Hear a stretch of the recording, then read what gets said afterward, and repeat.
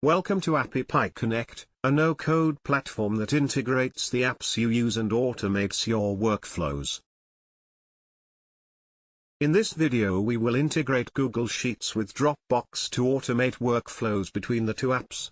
We will choose a trigger from Google Sheets and then an action from Dropbox.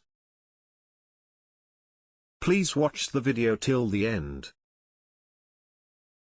Start by selecting Google Sheets as your trigger app.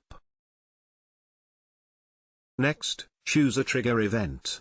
This is the trigger event that will initiate the flow in Connect. Select the one that will fit your needs. Now select Dropbox as your action app. Next, choose an action event. This is the event that will initiate the flow in Connect.